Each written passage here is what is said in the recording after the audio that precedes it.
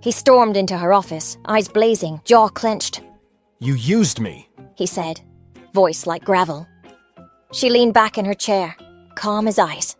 Drake's breath came hard, fast. Rage swirled behind his eyes, but beneath it, something else burned. You knew. He said slowly, like the words were poisonous. You knew it was me the whole time. That night, that was you. Camille didn't blink. Drake stared at her, jaw locked. You played me, he said. You got close to steal my project. You seduced me for a business edge. You seduced me first, she hissed. 5 years ago, in a hotel suite I barely remember. You took something from me that night, and you don't get to play the fucking victim now. The air between them was electric, a live wire pulsing between their bodies. His chest rose and fell with rapid breaths. She stood tall, chin high, shoulders squared, but her fingers trembled at her sides. Then he stepped forward, and she didn't move. Say it. Say you didn't want it. She flinched. Say you didn't crave it when I touched you. He continued. Say you haven't been aching for it since the second we kissed in that room. Her throat tightened. You're an arrogant bastard. And you're still wet. He growled, dragging his gaze over her body. That did it. Camille shoved him. He grabbed her. Their mouths crashed together in a violent, messy, soul-deep kiss.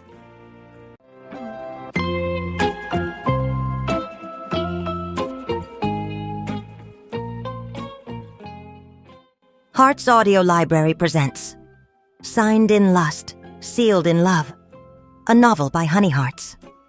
But before I start the story, kindly hit the subscribe button and also hit like if you like the story.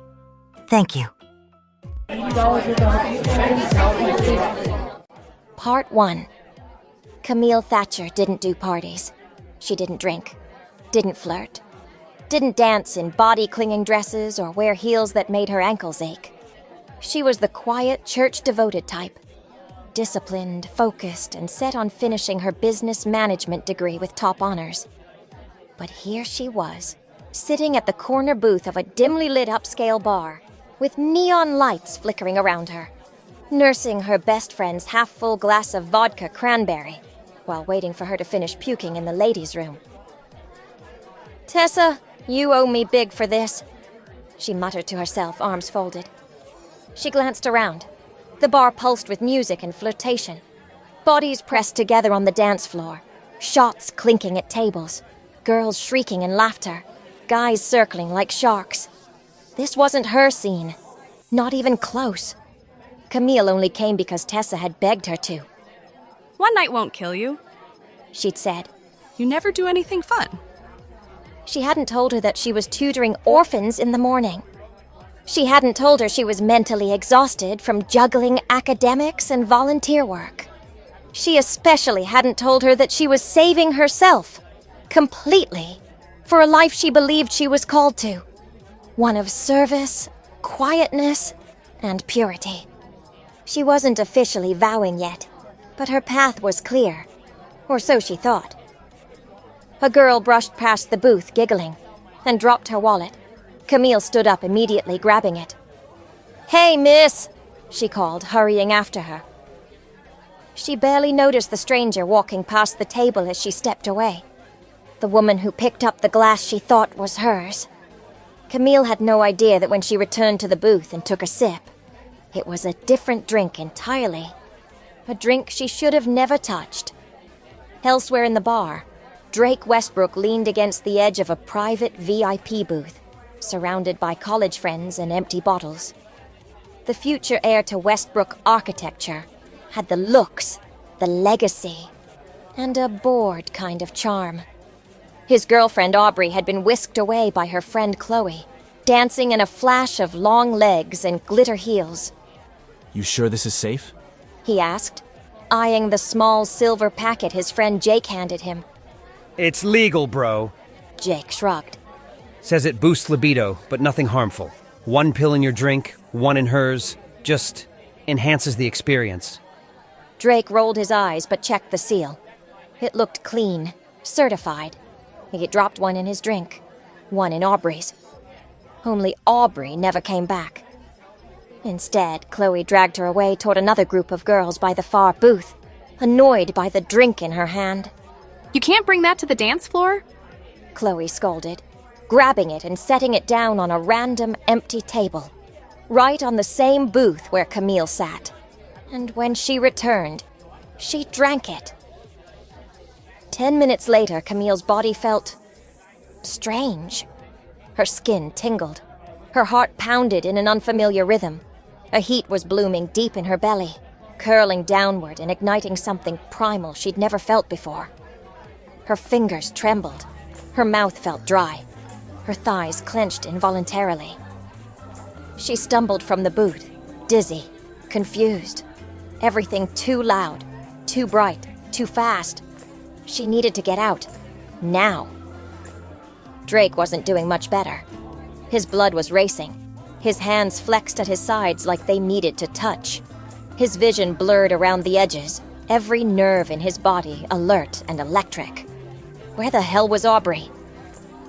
He pushed through the crowd, his chest heaving, mind fogged with nothing but the ache clawing up his spine. He stepped into the hallway toward the suites, maybe to splash water on his face, maybe to sit down. Instead, he found her. And she found him, eyes locked, both dazed, silent, needy. The door behind them was open, unoccupied. They slipped inside. The room was dim, lit only by the city's glow filtering through gauzy curtains. The moment the door clicked shut behind them, something snapped loose. Camille let out a soft, needy gasp as her back met the wall. Drake's body pressed against hers, warm and hard and real. His mouth found her neck, lips hot, tongue greedy, and her knees nearly gave out. Wait, she whispered, even as her fingers gripped his shirt. He paused, his breathing ragged, but she didn't push him away. Instead, she pulled him closer. His hands slid under her blouse, fingertips skating along her ribcage, and she gasped when he found her bare skin. He groaned against her throat, hands kneading the softness of her breasts, thumbs flicking her aching nipples until she was squirming. She hadn't meant for this to happen. She didn't even know him. But the fire wouldn't stop. Her shirt hit the floor. His followed. His chest was smooth and chiseled, and she couldn't stop touching him. His hands pushed up her skirt, dragging her panties down her thighs as he knelt before her, his breath hot between her legs. He kissed the inside of her thigh, slow, teasing, reverent, then lower. Her hands flew to his hair, hips jerking as his mouth found her heat. "Oh my God!" she cried out, legs trembling.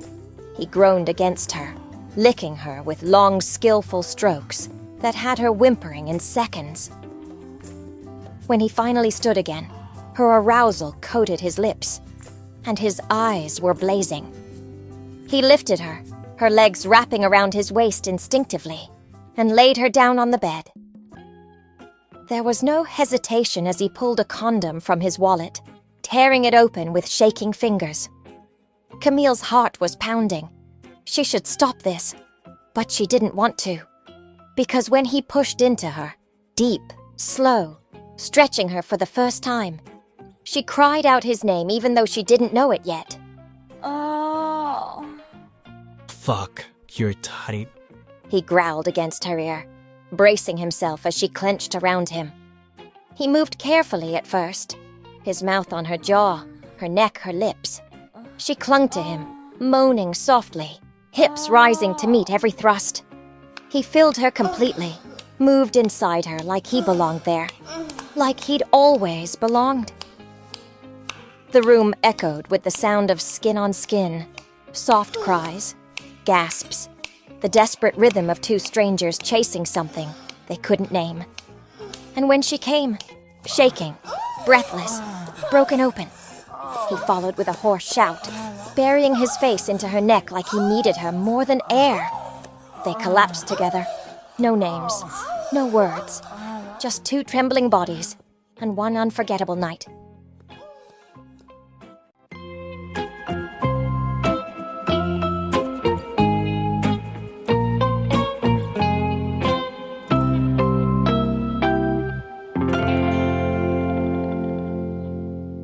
Part 2. The next morning came. The sunlight was brutal. It spilled through the tall, sweet windows with no mercy, hitting Camille's closed eyes and forcing her awake. Her head pounded. Her limbs ached. Her throat felt dry. She groaned softly, shifting beneath the sheets. And then she froze.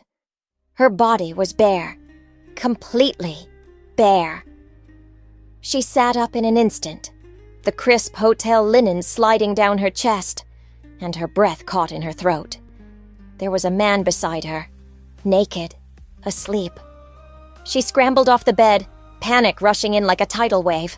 Her clothes were scattered, her blouse near the window, her panties hanging off a lamp, her heels on opposite ends of the room. What the hell happened? Flashes hit her like lightning, his mouth on her skin, the way he filled her so slow, so deep, the way she moaned, the way she came apart beneath him. Camille covered her mouth, eyes wide. No, no, no, no! She had no idea who he was. She'd given her virginity to a complete stranger, and the worst part?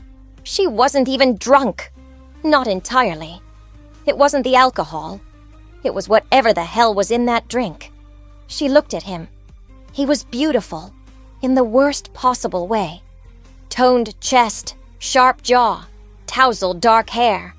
A body that screamed wealth, confidence, danger, and absolutely no memory of her. Her stomach turned. She moved quickly, grabbing her clothes, dressing in silence while he still slept, like he hadn't ruined everything. She took one last look and walked out the door. Drake stirred minutes later, blinking against the sunlight. His body was heavy, sore in the best kind of way. But the second he reached for the warm body beside him and found nothing but cool sheets, he sat up fast. Shit, he muttered. He was alone. He glanced around the room. No note, no name, no trace of the woman he spent the night with. Except for the faint bloodstain on the sheets, his stomach dropped. It wasn't Aubrey. His chest tightened, nausea creeping in. She was a virgin, and she'd given that to him. A man she didn't know. A man who thought she was someone else. Fuck, he whispered, dragging a hand down his face. He didn't even know her name. But the look in her eyes when she moaned in pain and pleasure, whoever she was, it was burned into his memory. And he knew right then he had to find her.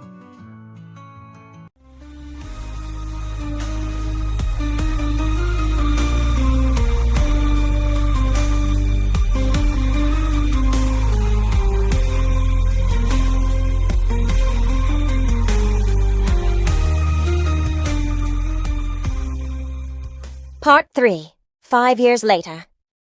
Camille Thatcher was no longer the soft-spoken girl who thought she'd take holy vows. That girl died the morning she walked out of that hotel suite. Bare, used, shattered. Now, she ran marketing for her mom's construction empire. Sharp tongue, sharper heels. A weapon in a pencil skirt. No one would ever use her again, especially not a man. She had ditched purity and replaced it with power, turning her pain into armor, her regret into fire. She played the market like a battlefield, seduced deals out of billionaires with a smile, and stole clients with precision. Her charm was lethal. Her tactics were unmatched, and she was winning, at least until she saw him again. Drake Westbrook was the new executive director of Westbrook Architecture. Single, finally, after learning his ex had been sleeping with his so-called best friend, even before that night with Camille. Not that he knew her name. Not yet. But he never stopped thinking about her. That night lived in his head like a fever dream. Not just the sex, but the weight of it. The blood on the sheets. The way her body trembled beneath his. The ache in her eyes. He searched.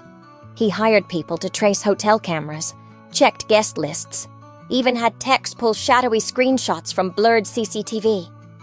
And finally, he got a clear shot of her face walking out that door.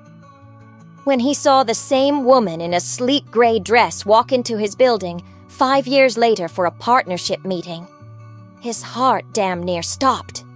Camille. He didn't forget her face. Not after 5 years. Not after 100 failed one-night stands trying to chase the ghost of her heat. And she? She looked right past him, like he never existed. Camille's plan had been simple. Flirt her way in, get him to trust her, steal his biggest architectural plans before they went to market, and cripple his launch. And it worked. Drake fell. Fast. He didn't just flirt. He worshipped, took her to dinners, showed her blueprints, whispered about how he couldn't believe he finally found her. He hadn't put it together yet. Who she was, what they'd shared. And by the time he did, it was too late. She'd already stolen his firm's prize project and rushed her team to launch the designs first. When his billboards went up days later and saw his stolen plans under her mom's company logo, he lost it. He stormed into her office, eyes blazing, jaw clenched. You used me, He said, voice like gravel. She leaned back in her chair, calm as ice. You think I'm the first woman you've ever screwed over? His lips twitched. I didn't screw you over. No, Drake, she whispered. You screwed me. And when she said it, something shifted. Because suddenly, he remembered. The hotel. The blood. The trembling. Her. Camille stood slowly. Took you long enough.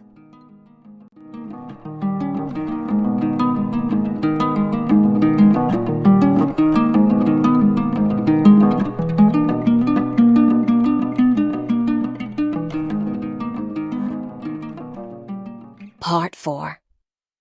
Drake's breath came hard, fast. Rage swirled behind his eyes, but beneath it, something else burned. You knew. He said slowly, like the words were poisonous. You knew it was me the whole time. That night, that was you. Camille didn't blink. You think I forgot what you did to me? I found out eventually. I saw your face in every article, every architectural feature, every fucking headline about how brilliant you were. All while I was trying to scrub your touch off my skin. Drake stared at her, jaw locked. You played me, He said. You got close to steal my project. You seduced me for a business edge. You seduced me first, she hissed. 5 years ago. In a hotel suite I barely remember. You took something from me that night, and you don't get to play the fucking victim now. The air between them was electric, a live wire pulsing between their bodies. His chest rose and fell with rapid breaths. She stood tall, chin high, shoulders squared, but her fingers trembled at her sides. Then he stepped forward, and she didn't move. Say it. He said, voice low, dangerous. Say you didn't want it. She flinched. Say you didn't crave it when I touched you. He continued. Say you haven't been aching for it since the second we kissed in that room. Her throat tightened. You're an arrogant bastard. And you're still wet. He growled, dragging his gaze over her body. That did it. Camille shoved him. He grabbed her. Their mouths crashed together in a violent, messy, soul-deep kiss. This wasn't about love. This was war. He backed her into the wall, hands roaming her body like he had every right. She grabbed the collar of his shirt and yanked, popping buttons as she pulled him closer. His mouth trailed down her throat, biting her skin hard enough to leave a mark. You drive me insane. Good, she gasped, nails digging into his back. Maybe now we're even. He ripped her blouse open fully, baring her bra. His mouth closed over one nipple through the lace, sucking until she moaned. Her fingers flew to his belt, unbuckling it with quick, practiced urgency. He spun her around and bent her over the desk. Still want to play games? He murmured, yanking her skirt up over her hips. She smirked, panting. Only if I win. He hooked a finger beneath her panties, pulling them down to her knees, then ran his hand between her thighs, finding her soaked and swollen. You're unbelievable. He groaned. You're lucky I'm not slapping you, she shot back, breathless. He lined up behind her, grinding against her slickness until her knees buckled. And then he pushed in, slowly at first, stretching her inch by agonizing inch. She let out a strangled sound, bracing herself against the desk as he filled her completely. Aw, damn, she whimpered. You still feel too good. He gripped her hips tighter and began to move. Hard, deep, relentless. Her moans echoed through the room, breathless, helpless. Papers scattered to the floor. A coffee mug shattered. Every thrust was punishment. Every gasp was surrender. Is this what you wanted? He hissed against her neck. To break me?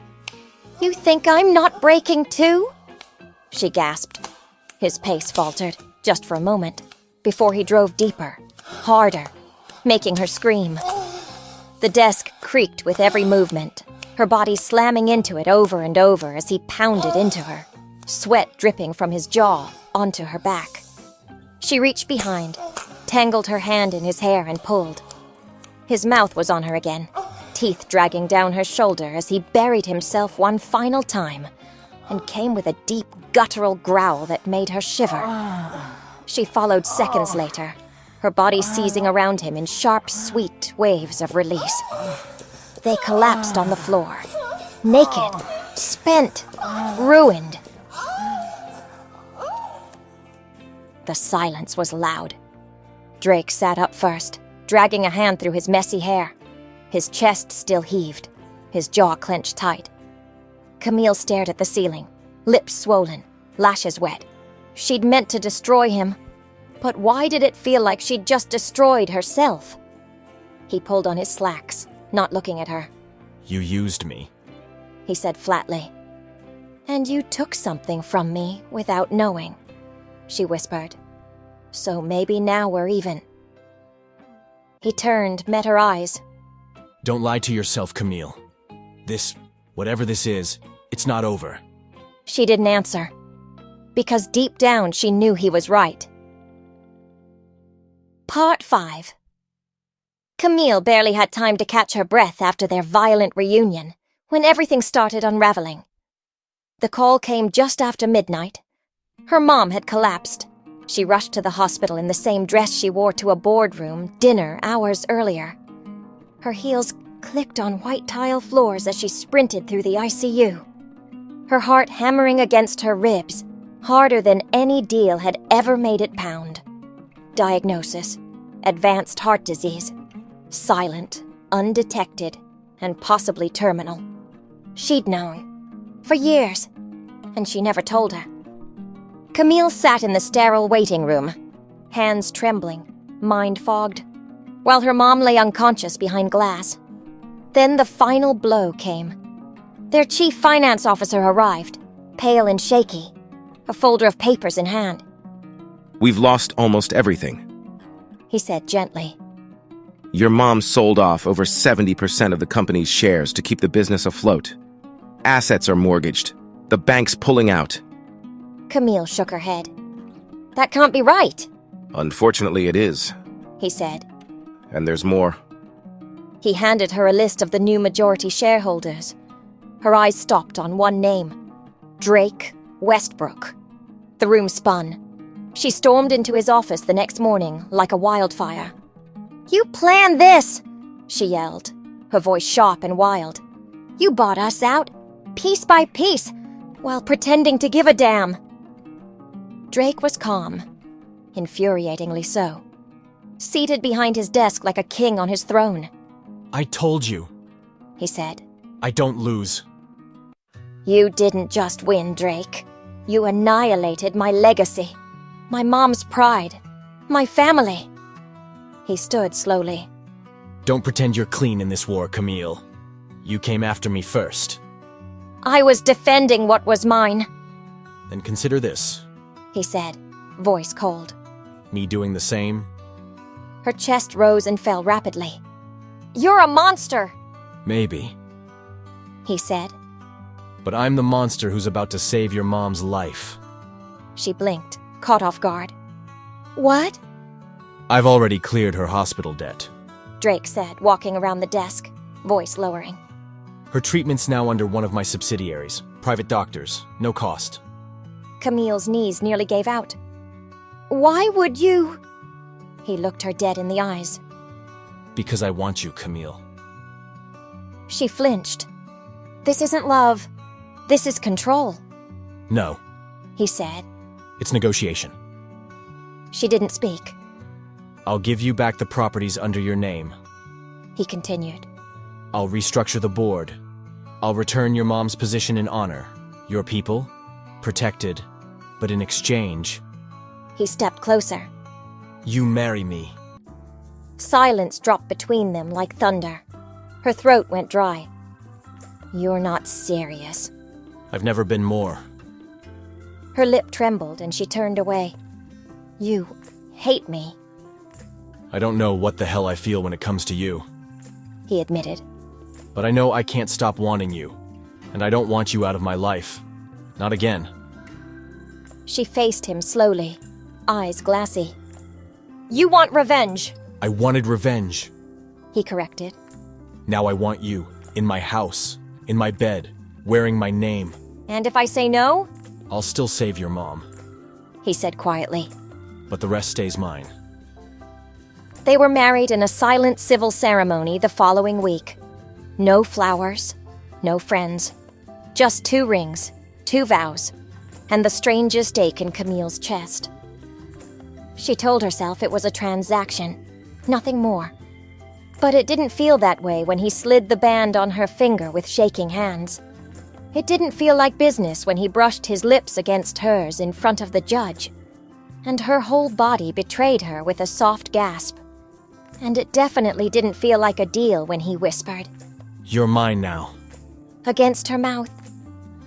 In the weeks that followed, Camille expected prison. Instead, she found something else. Drake didn't cage her.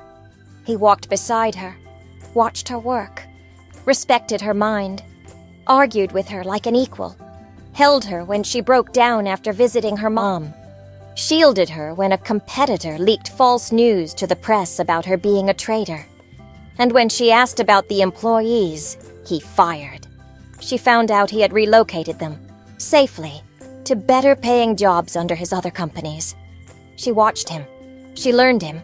And she started to hate him a little less every day. One night, a stray wine bottle slipped from her fingers and shattered on the kitchen floor. Before she could react, Drake was there, kneeling, gathering the shards, gently checking her hands for cuts. I've got you. He said, voice low. Always. She didn't stop him. She couldn't. Months later, Drake came home from a late board meeting, unbuttoning his shirt, only to find her in the kitchen. She wore nothing but his oversized white dress shirt, bare legs, flat on her cheek, pancakes sizzling on the stove like it was the most natural thing in the world. He froze, watching her like a man starved. Camille looked up, smiled softly. You're late. He dropped his briefcase. I want to kiss you so bad. Then do it. He crossed the space in seconds, pulled her into him, and kissed her like he had the night they first met.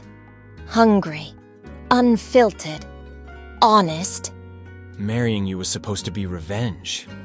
he whispered, lifting her onto the counter. And now? She breathed, wrapping her legs around him. Now it's the only thing I don't regret. She cupped his face, her thumbs brushing the edge of his jaw. I hated you. I deserved it. I used you. I've let you. Their mouths met again, slow and deep this time. No war left between them. Only fire. He carried her to bed and worshipped her slowly, like he was unmaking every scar he left behind. He touched her with reverence. She clung to him like oxygen, and when she came trembling under him, gasping his name, he followed with a groan of her own, burying himself inside her, with nothing but love. Camille lay against his chest, tracing the lines of his ribs. "I don't know what we are," she murmured. Drake kissed her forehead. We're whatever the hell we want to be. She smiled into his skin. She wasn't ruined. She was reborn. And she was his.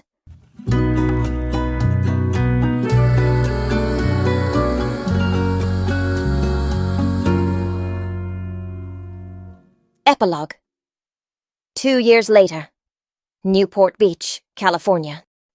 The morning sun poured through the oversized windows of the Westbrook coastal estate, painting golden light over Camille's sleeping form. The satin sheets were tangled around her bare legs, her chest rising and falling in a slow, peaceful rhythm. Drake stood in the doorway of their bedroom, wearing nothing but soft gray joggers, holding a steaming mug of coffee in one hand and a baby monitor in the other. He couldn't stop smiling. She looked like sin and serenity all wrapped into one. His wife, his peace, and his storm. A faint cry buzzed from the monitor. Drake chuckled under his breath and padded down the hall to the nursery. Inside, their son was already wide awake, kicking his chubby legs and flailing his fists like he was ready to take on the world. Just like his mother. Hey there, Bruiser. Drake murmured, scooping the little boy into his arms. Up early again, huh? Max Allie Westbrook, 9 months old, gurgled and drooled in response. Drake tickled his belly, and the baby let out a soft giggle that made something warm and indescribable bloom in his chest. Let's give Mommy a few more minutes, yeah? He whispered. She pulled another all-nighter with you last night. He carried the baby downstairs to the open kitchen, placed him gently in the high chair, and started prepping a bottle. Fatherhood hadn't been part of his plan.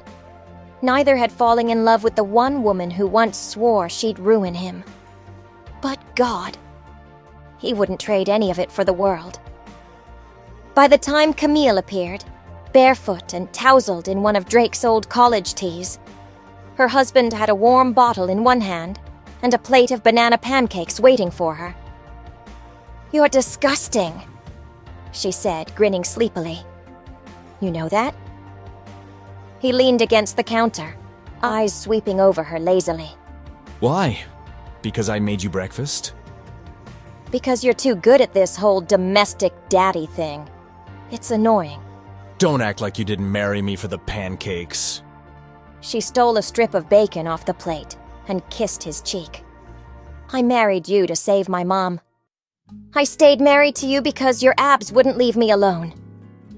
Drake grabbed her waist and pulled her into him. You know you fell in love with me. He murmured against her lips. Don't lie. She pressed her forehead to his. "Yeah," she whispered. "I did. God help me." They kissed slowly, softly, like it wasn't rushed, like they had nowhere else to be. Because for once, they didn't. Their son squealed in protest from the high chair, clearly unimpressed with his parents' romantic moment. Drake chuckled and picked him up again. Okay, little man, you win. Camille sat at the table, sipping coffee, watching her husband and their child like it was her favorite movie. And it was. Because this was never part of her original plan either. She had wanted vows to the church, a quiet, pious life, a different kind of service. But instead, she got this life. Loud, messy, full of desire and arguments and love that made her feel alive in a way she didn't even know she could be. She didn't become a saint. She became his. And that was more than enough. Later that afternoon, they took Max to the beach. Camille sat on a blanket, toes buried in the sand, hair blowing in the breeze, while Drake chased their son across the shore. Max toddled on unsteady feet, giggling wildly as he escaped his father's grasp, only to be scooped up again with a roar and spun into the salty air. She watched them with her heart full to the brim. Drake carried Max back and collapsed beside her on the blanket, pressing a kiss to her shoulder. Their son snuggled between them, cheeks flushed and eyes fluttering shut. "Do you ever think about that night?" Camille asked softly, running a finger down Max's nose. The night in the hotel? She nodded. All the time. He said. Her voice dropped. "If I hadn't walked into that suite," I would have found you, he said firmly. even if it took the rest of my life. She turned to him. "You really believe that?" He brushed a piece of hair from her face. Camille, I spent 5 years looking for a girl I didn't even know. I chased a memory, a feeling. I knew the moment you looked at me with that fire in your eyes, it was you. I think I knew before I was ready to admit it. She swallowed the lump in her throat. He kissed her slow. No heat, no urgency, just love. "I ruined your life," she whispered. He pulled back, eyes soft. No, you remade it. They sat in silence as the waves rolled in, their son asleep between them, their hands tangled together in the sand. Whatever they had been before, enemies, lovers, broken people trying to survive, it didn't matter anymore, because now they were a family, and that was everything. The end.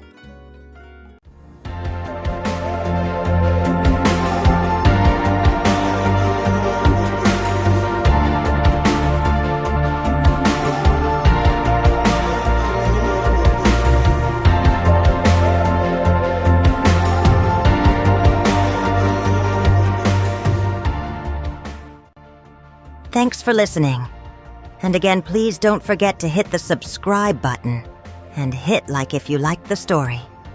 See you in my next audio story, More Power.